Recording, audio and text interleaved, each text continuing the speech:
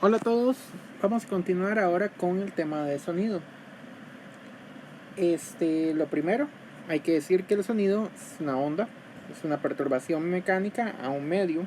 En este caso, el medio puede ser el aire, un líquido o incluso sólidos. Sin embargo, el sonido tiene una particularidad. A diferencia de las anteriores ondas, esta es una onda longitudinal.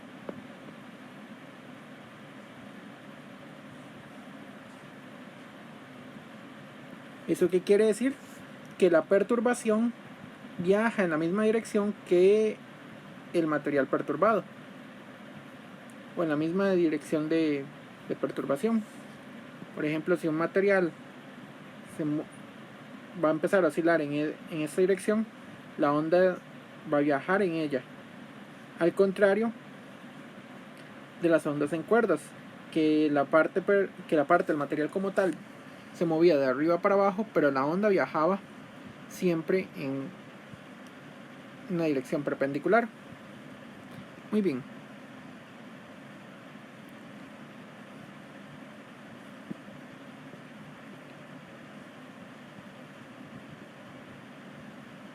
Entonces, tenemos una onda longitudinal.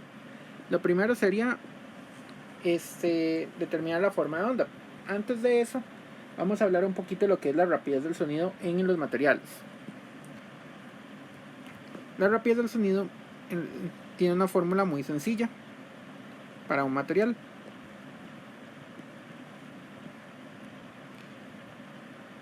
Es la raíz cuadrada de una cantidad conocida como el módulo volumétrico entre la densidad,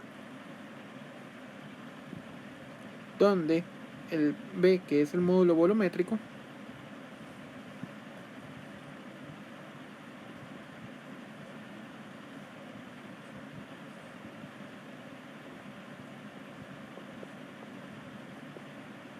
es una cantidad que nos determina cómo se comprime un material, qué tan susceptible es un material a ser comprimido. Por ejemplo, si nosotros hacemos un material a una presión inicial, un cubito, y le aumentamos la presión, esta cantidad determina cómo fue comprimido este material al aumentar la presión, o sea, al aumentar la fuerza externa que está actuando sobre este material. Muy bien, el módulo volumétrico normalmente esto se da por tablas, aunque existe una forma de calcularlo. El módulo volumétrico como tal, dijimos que al aumentar la presión, o sea, si tenemos un cambio de presión, va a cambiar el volumen del material. Al aumentar la presión esperaríamos que un material se comprima. Como tal, entonces lo vamos a definir el cambio de presión entre el cambio de volumen sobre el volumen inicial. Y debido a que este cambio de volumen es de un volumen mayor a un volumen menor, este cambio de volumen va a ser negativo. Para caracterizarlo y compensar eso, le vamos a poner aquí un signo de menos. Normalmente en algunos libros se pide que esto sea realizado a temperatura constante. De momento no nos vamos a preocupar por eso. Normalmente este módulo volumétrico se da en tablas, tiene unidades de presión, o sea, tiene unidades de pascales. Noten que las unidades de volumen se cancelan mutuamente. Ok, en un líquido esperaríamos que el módulo volumétrico sea extremadamente pequeño porque los líquidos tienden a ser incompresibles. Los gases tienen una mayor libertad, pueden ser comprimidos un poco más fácil, entonces tienen capacidad de ser comprimidos, y el módulo volumétrico va a tener una cantidad ligeramente más apreciable que un líquido. Y si tenemos un sólido rígido, también los sólidos rígidos van a resistirse mucho a ser comprimidos. Por lo tanto, medir este cambio de volumen va a ser considerablemente más difícil.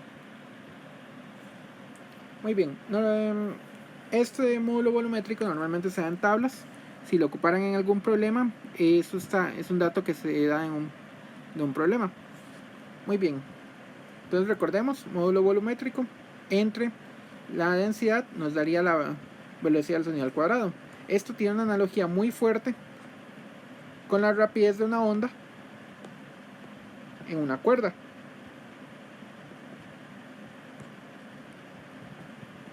Recordamos que era la tensión del material entre la densidad lineal del material. En este otro caso, en el caso del sonido, era el módulo volumétrico entre la densidad del medio. Recordamos que T era una propiedad mecánica externa, la tensión de la cuerda. Entonces se puede considerar como una propiedad elástica.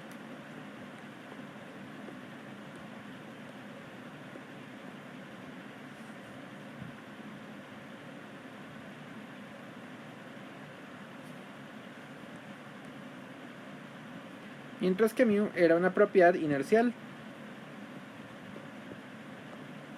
En el caso del sonido,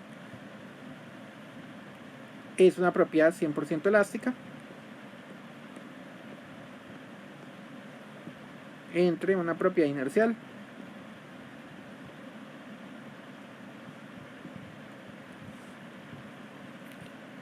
Existe otra fórmula para también determinar la rapidez del sonido en un medio cuando este medio es presenta alguna temperatura en un caso y en otro caso presenta otra temperatura.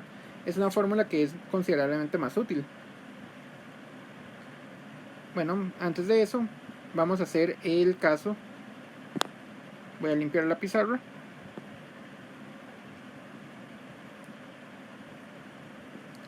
Existe esta otra fórmula, la dependencia de la rapidez del sonido con la temperatura.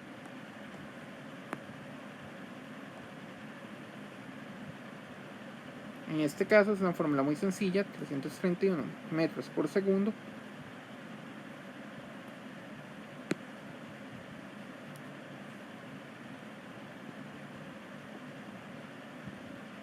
por la raíz de 1 más la temperatura en Celsius entre 273. Muy bien. Esta fórmula lo que nos indica es la rapidez del sonido en el aire cuando la temperatura va cambiando. Si la temperatura es de 0 grados, entonces la rapidez del sonido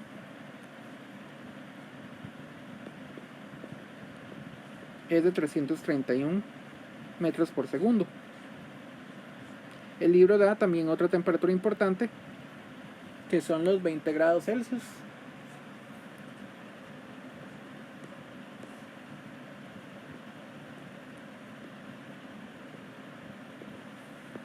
Que eso es 343 metros por segundo. Esta fórmula se usa mucho a la hora de hacer problemas de examen. Tengan en cuenta, muchachos, que cuando les venga un problema de sonido y no venga la rapidez del sonido, pero sí venga la temperatura del aire en ese momento, entonces se les está pidiendo básicamente que calculen la rapidez del sonido para esa temperatura. O sea, hay que usar esta fórmula. Muy bien. En el libro van a encontrar una tabla con diferentes medios y la rapidez del sonido en esos medios, tanto líquidos como sólidos y gases. Si ocuparan la rapidez del sonido en algún medio diferente, entonces se les proporciona por un datos de esta tabla o de alguna tabla más extensa. Sin embargo, si solo nos dicen la temperatura, es para que ustedes la calculen. Si lo notan en la tabla, en los sólidos la rapidez es considerablemente más alta, o tradicionalmente es más alta, porque puede existir algún caso que en líquidos algún líquido viaje más rápido que en algún sólido. La rapidez del sonido es tradicionalmente más alta en sólidos que en líquidos, y la rapidez del sonido es más alta tradicionalmente en líquidos que en gases. Siempre existe su excepción, pero más o menos es una regla a grosso modo. Muy bien, Ahora lo que vamos a considerar es una manera de caracterizar la longitud de onda o la función de onda del sonido en algún medio. Entonces, consideremos un contenedor con aire y un pistón libre. Entonces acá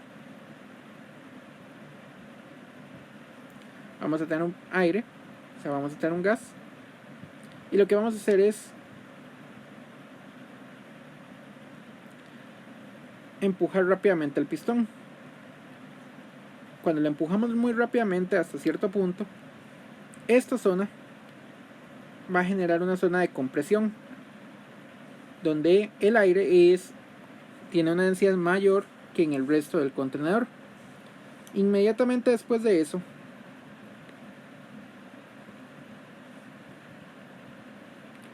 el pistón quedó fijo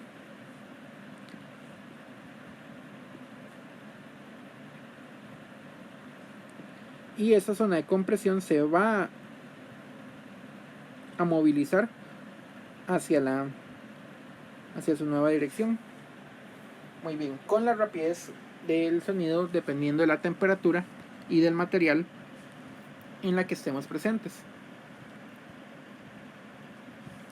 Normalmente, si nosotros empezamos ahora a darle un movimiento periódico al pistón, ¿esto qué es? Que vamos a llegar y vamos ahora a volver a mover el pistón para la izquierda. Entonces por acá venía esto, y lo que vamos a generar es una zona de enrarecimiento. La zona de enrarecimiento es ahora una zona donde el gas es considerablemente menos denso. Entonces las zonas de compresión son las zonas donde el gas es más denso, y las zonas de enrarecimiento las zonas donde el gas es menos denso. Si empezamos ahora a volver a empujar el pistón,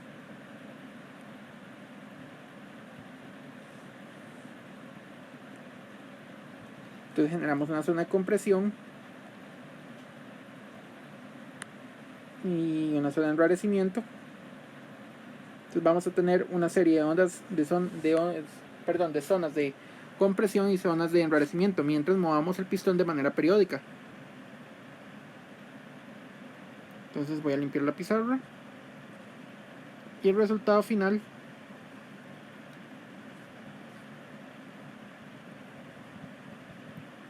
como ya les dije, va a ser el movimiento de zonas de compresión y zonas de enrarecimiento.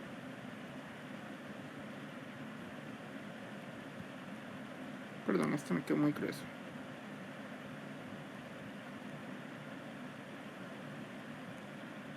Estas zonas de compresión y de enrarecimiento se están moviendo, en este caso, hacia la derecha, con la rapidez del sonido. Las zonas intermedias son las zonas de enrarecimiento. También se mueven todos juntos. Y podemos establecer una especie de longitud de onda, mientras que el pistón se mueva de manera con alguna frecuencia omega. Aquí podemos establecer una longitud de onda del sonido. Y como tal, también podemos establecer una función de onda para el sonido, que va a ser la posición de las zonas de compresión. Entonces, o específicamente, más bien la posición de alguna parte de elemento de masa del sonido. O sea, si yo tomo algún elemento de masa, podemos establecer una función de onda como tal. La longitud de onda sería la longitud que hay entre dos zonas de compresión o entre dos zonas de enrarecimiento. Más o menos esperaríamos que estén siempre con la misma distancia. Podemos establecer entonces una función de onda similar a la que teníamos.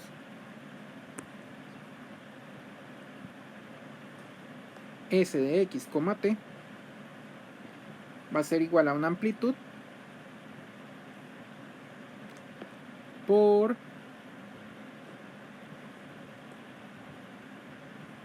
coseno de kx menos omega t. Incluso podríamos establecerle una fase sin ningún problema. El libro viene sin la fase, pero se puede establecer una fase.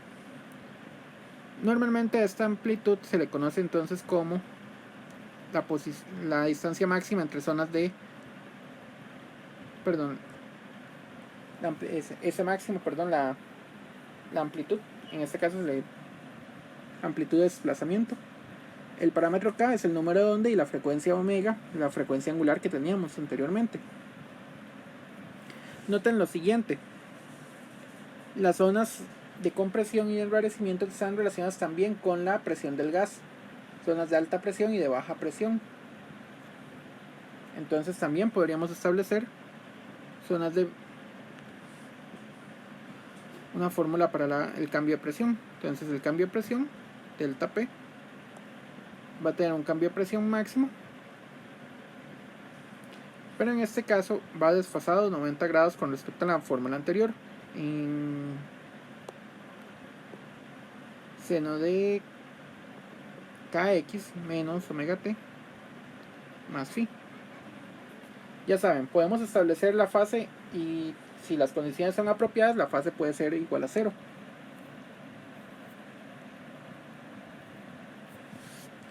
Donde el cambio de amplitud máxima va a estar relacionado con la densidad y con la amplitud de la posición del elemento de sonido, o del elemento de masa del aire. Entonces el delta P máximo es igual a la densidad por la rapidez del sonido por la frecuencia angular y por la amplitud. Entonces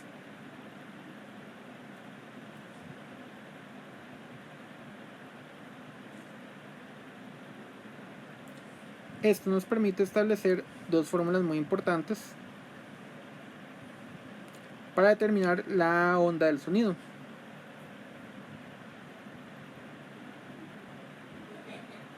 Muy bien, entonces ahora vamos a hablar de la energía que transmite esta onda. Bueno, entonces hay que hablar ahora de la energía transmitida por una onda sonora. Nuevamente, entonces podemos hacer el análisis para la energía de la onda sonora. Sin embargo, es muy similar al análisis anterior de la energía transmitida por una cuerda, por la onda en una cuerda. Entonces, la energía dada por una sola longitud de onda. Bueno, primero, antes de esto, hablemos otra vez del pistón. Tenemos el pistón.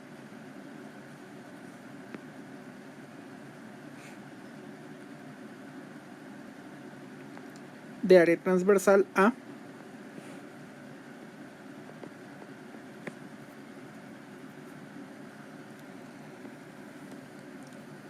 Y la idea será encontrar la energía cinética y la energía total. Podríamos hacer lo mismo para la energía potencial asociada al pistón, pero en realidad asociada al movimiento oscilatorio, pero es el mismo caso que teníamos anteriormente.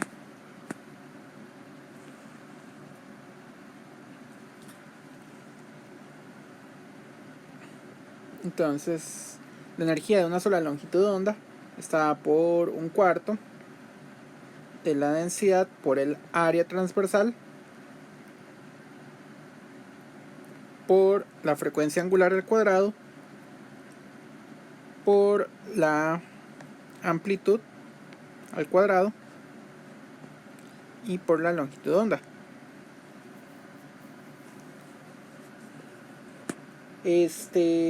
Al final sería igual a esta. Entonces la energía de una sola longitud de onda sería igual al doble de esto, medio de la densidad área omega cuadrado, amplitud al cuadrado,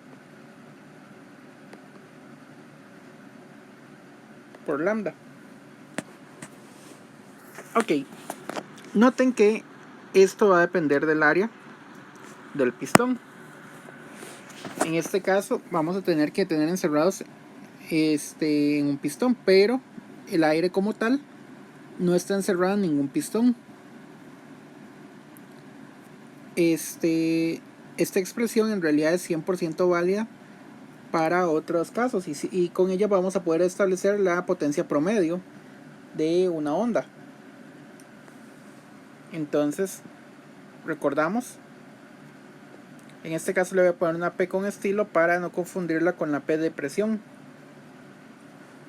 La potencia promedio, el lambda entre T, similar a la parte anterior. Entonces esto es igual a un medio de la densidad por el área por omega cuadrado por S max al cuadrado de lambda entre T mayúscula, que era el periodo de la onda. Recordamos que esta expresión lambda entre T es la velocidad de la onda. En este caso sería la velocidad del sonido.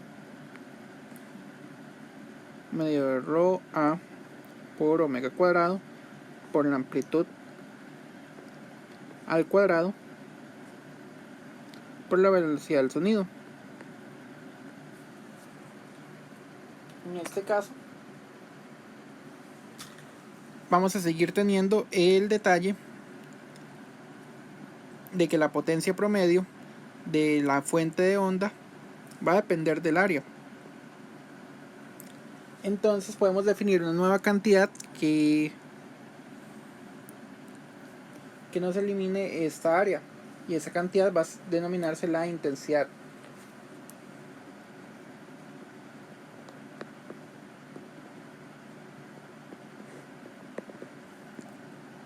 Entonces esta intensidad va a ser la potencia promedio entre el área de la onda, y esta intensidad promedio, va a tener unidades, aquí yo le puse un igual,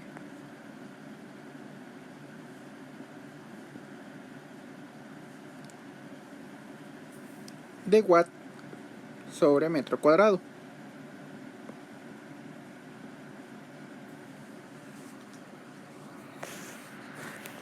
En este caso la intensidad de la onda ya va a ser independiente como tal del área, no vamos a requerir el área del pistón. Un medio de rho por V por omega S max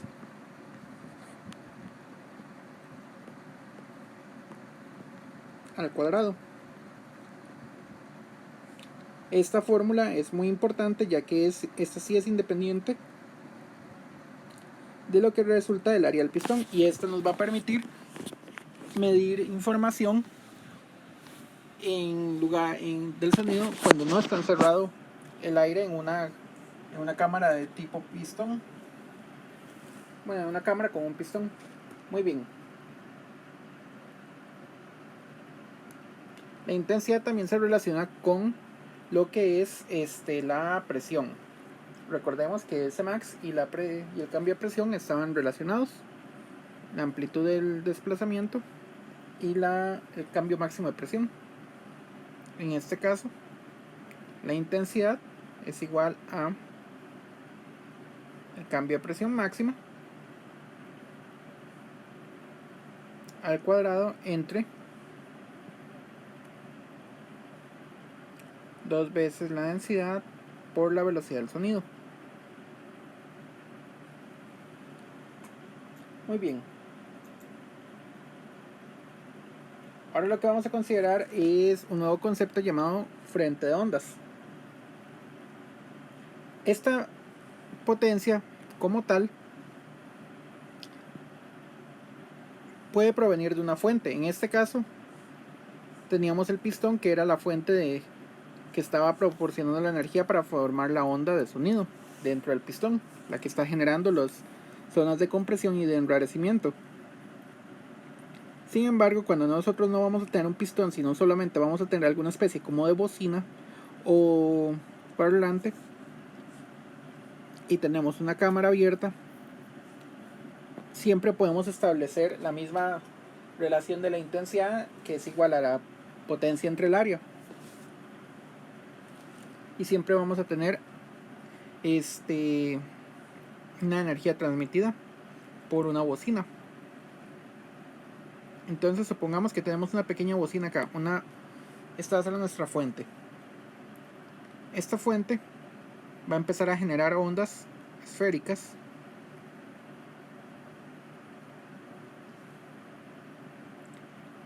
y se usa una representación visual que se conoce como frente de ondas.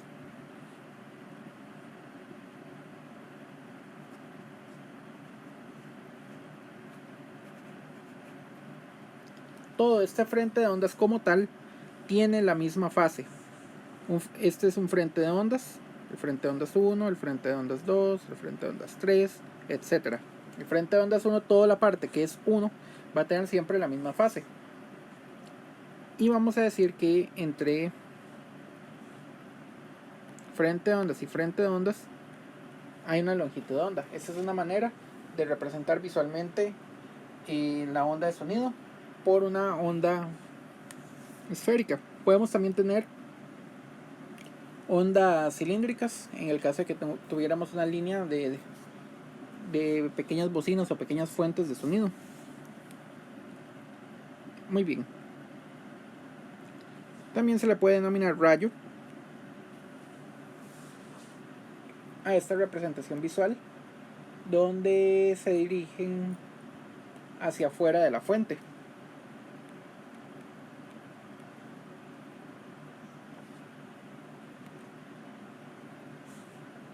En el caso de que tuviéramos quisiéramos medir la intensidad en algún punto, digamos este punto de acá, dado por ese rayo, la intensidad va a ser la potencia promedio emitida por la fuente entre el área. Como es una onda esférica, existe una relación muy conocida que es usar el área de una esfera. El área de la esfera es 4pi por r cuadrado. El r cuadrado es la distancia entre la fuente de la onda y el punto donde yo quiero medirlo. Y como la onda es esférica, entonces la razón del 4pi, r cuadrado, es porque se está usando el área de la esfera. Deben de tomar en cuenta lo siguiente, es muy importante a la hora de realizar un problema. La potencia promedio la está dando la fuente. Esta fuente tiene la potencia promedio P. Si ustedes suman toda la energía de un frente de ondas, digamos el frente de ondas 3, toda la energía desde ese frente de ondas me va a dar esa misma P. Si sumamos esta otra, me va a dar esa misma P. La energía no se está perdiendo. Lo mismo para el frente de ondas más externo. Vamos a suponer que la energía no se está perdiendo. Entonces sigue siendo la misma potencia, pero esa potencia se está distribuyendo uniformemente a lo largo de todo el frente de ondas. Por lo tanto, la intensidad es lo que va a ir decayendo con el radio al cuadrado. Sin embargo, si sumamos toda la potencia del frente de ondas, va a ser la misma potencia en cada frente de ondas. Sin embargo, la intensidad no es la misma. Esto nos va a dar una relación muy importante.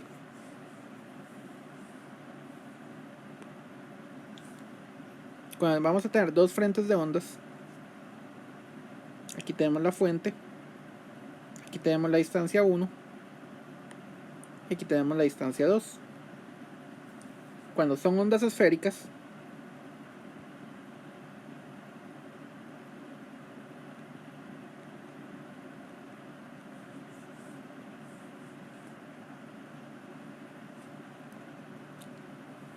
entonces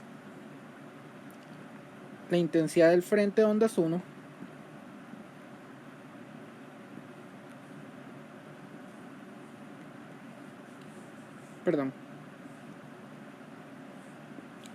por el área 1 va a ser igual a la potencia de todo el frente de ondas, pero es la misma potencia de la fuente y la misma potencia de todo el frente de ondas 2, por lo tanto aquí viene I2 por el área de 2.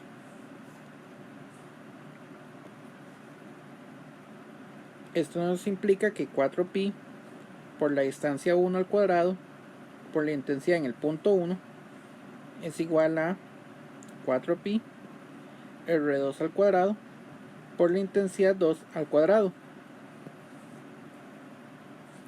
Podemos cancelar el 4pi con el 4pi y tener una fórmula muy conocida para ondas esféricas. Escuchen muy bien porque no vale para ondas cilíndricas.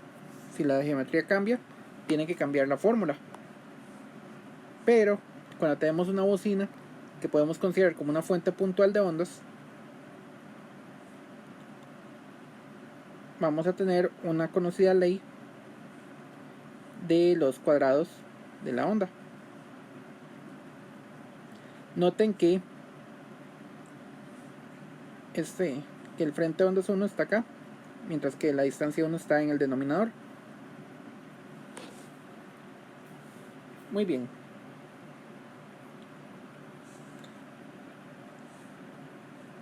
Esta manera de medir la energía de una onda por medio de la intensidad es una forma bastante práctica. Sin embargo, existe una forma de reescalar esto. Debido a que esto normalmente tiene unas unidades muy bajas, vamos a andar en el orden de 10 a la menos 12 watt por metro cuadrado, watt sobre metro cuadrado. Entonces existe una unidad capaz de utilizar números no tan extremos. Realmente la energía emitida por una bocina no es mucha. Cuando se distribuye por un área muy grande, decae muy rápido. Ese es el porqué tenemos una escala muy pequeñita para la intensidad tradicional de ondas de sonido audibles. Entonces se inventó la escala del nivel sonoro. Voy a limpiar acá.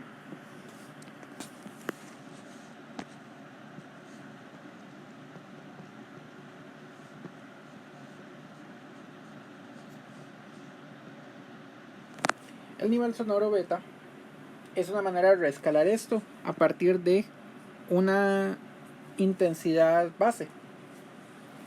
Entonces, ¿qué es lo que vamos a hacer? Vamos a hacer una comparación con alguna intensidad base. La intensidad base que vamos a tomar va a ser 1 por 10 a la menos 12 watt por metro cuadrado, que es considerada el umbral de audición. Entonces primero vamos a tomar la intensidad base, 1 por 10 a la menos 12 watt por metro cuadrado.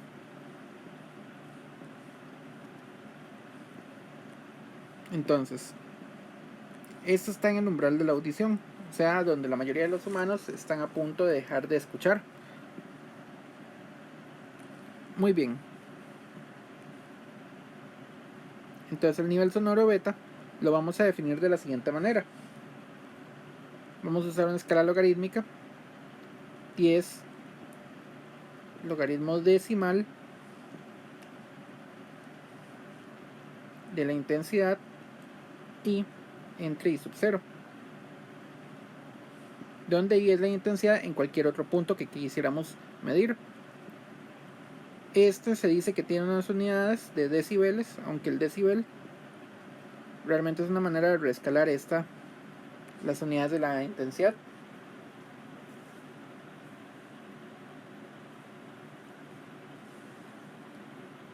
Muy bien.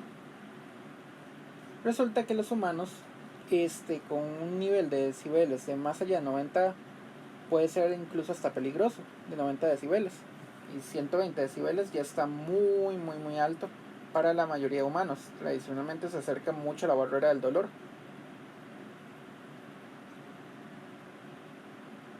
Muy bien, hasta acá llega el apartado del libro. No entra el efecto Doppler. Invito a todos a que hagan una lectura rápida de efecto Doppler. También les invito a hacer la práctica toda la posible. Se les subirá en cualquier momento ejercicios y también ejemplos de esta materia.